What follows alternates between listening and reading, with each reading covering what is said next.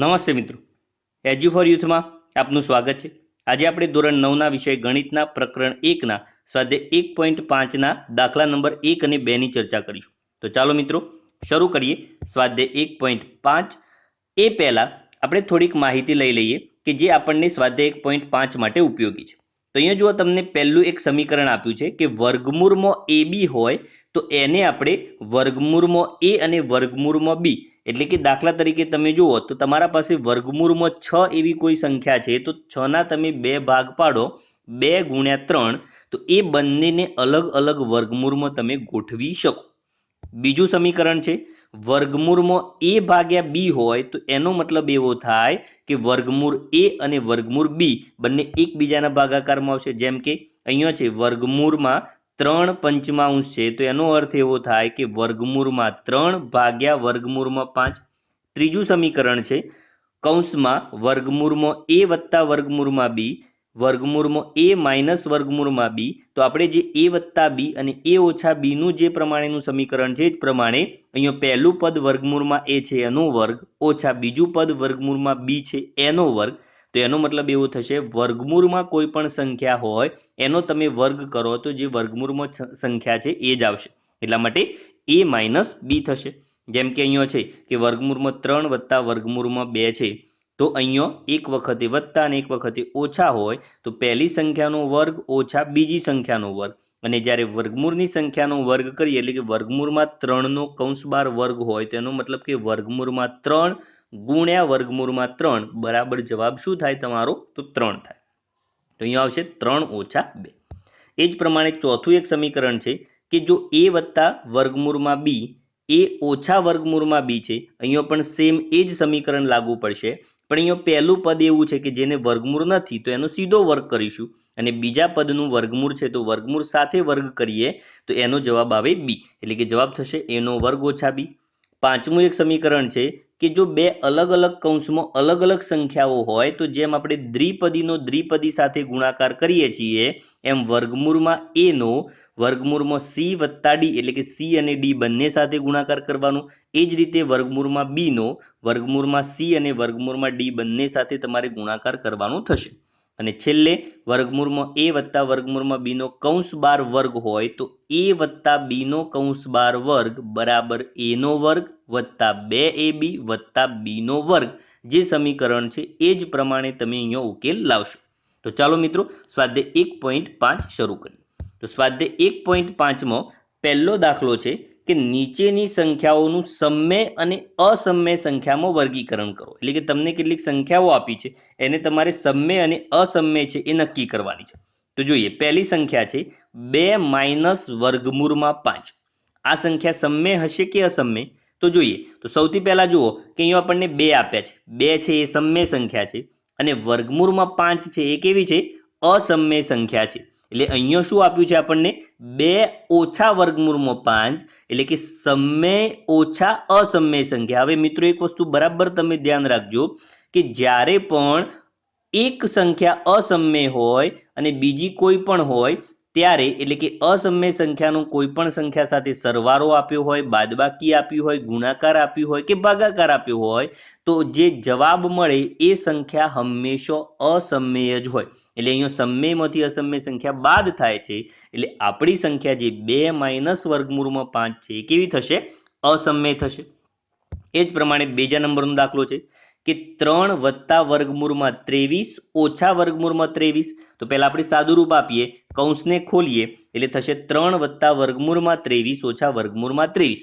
તો વર્ગમૂળમાંથી 23 માઇનસ વર્ગમૂળમાં 23 એટલે શું થઈ જાય? 0, એટલે કે વધે કેટલા? 3। હવે તમને ખ્યાલ જ છે કે 3 એ તો કેવી સંખ્યા છે?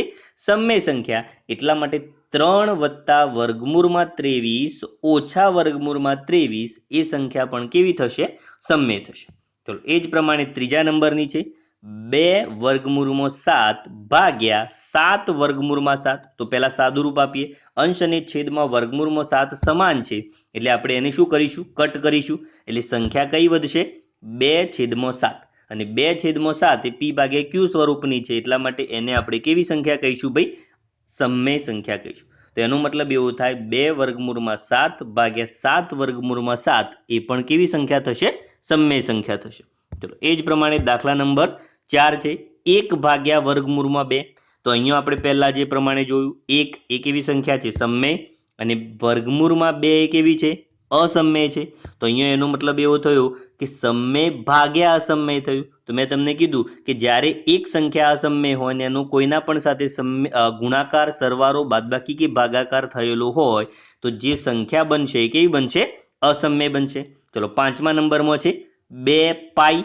તો અહીંયા પણ 2 એ સમમેય છે પાઈ એ અસમમેય છે એટલે કે અહીંયા સમમેયનો અસમમેય સાથે શું કરેલું છે ગુણાકાર કરેલો છે.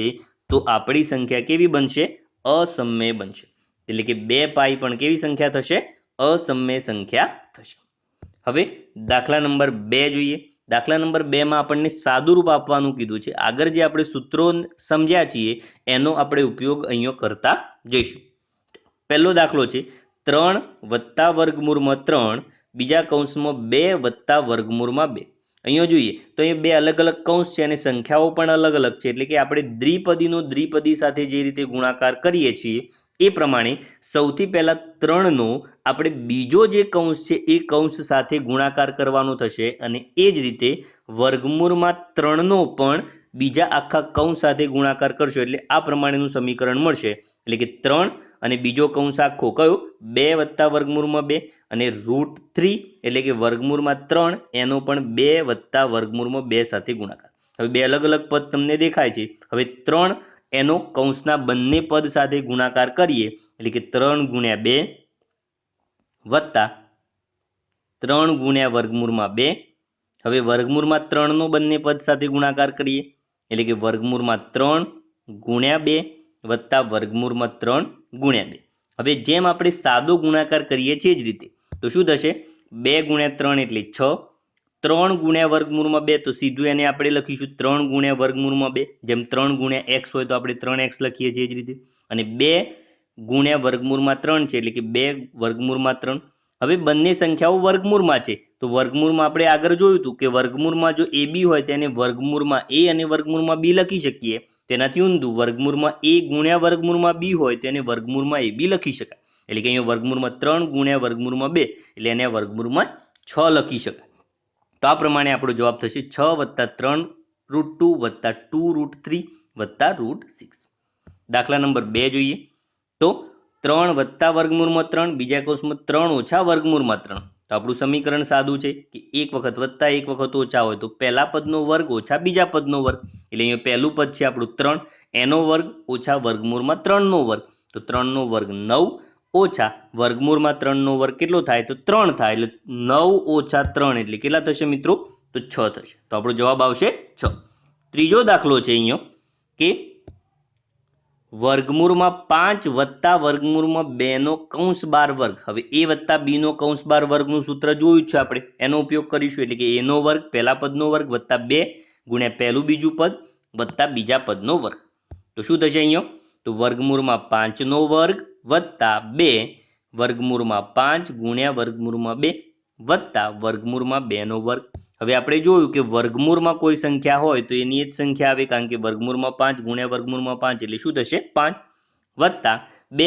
હવે વર્ગમૂળમાં 5 ગુણ્યા 2 એટલે કે વર્ગમૂળમાં 10 વત્તા વર્ગમૂળમાં 2નો વર્ગ કેટલો થશે 2. તો હવે 5 વત્તા 2 એટલે કેટલા થશે મિત્રો તો 7 થશે કારણ કે અહીંયા બે પદોને આપણે ભેગા કરી શકીએ એવા છીએ તો એવા પદોને તમે ભેગા કરશો તો 7 વત્તા 2 વર્ગમૂળમાં 10. દાખલા નંબર 4 છે તો વર્ગમૂળમાં 5 વત્તા વર્ગમૂળમાં 2 બીજા કૌંસમાં વર્ગમૂળમાં 5 ઓછા વર્ગમૂળમાં 2. તો સેમ એ જ પ્રમાણેનું સૂત્ર આપણું આગળ જોઈએ એ પ્રમાણે a વત્તા b a ઓછા b હોય તો એનો વર્ગ ઓછા b નો વર્ગ એટલે કે પહેલા પદનો વર્ગ વર્ગમૂળમાં 5નો વર્ગ ઓછા બીજા પદનો વર્ગ એટલે કે વર્ગમૂળમાં 2નો વર્ગ. તો 5 ઓછા 2 એટલે કેટલા થઈ જશે. તો આ હતા સ્વાધ્યાય 1.5 ના દાખલા નંબર 1 અને 2 ના જવાબો. તો આવી જ અગત્યની માહિતી માટે એજ્યુ4 યુથને સબસ્ક્રાઇબ કરો. વિડીયો ગમે તો એને લાઇક શેર કરવાનું ચૂકશો નહીં. નમસ્તે મિત્રો.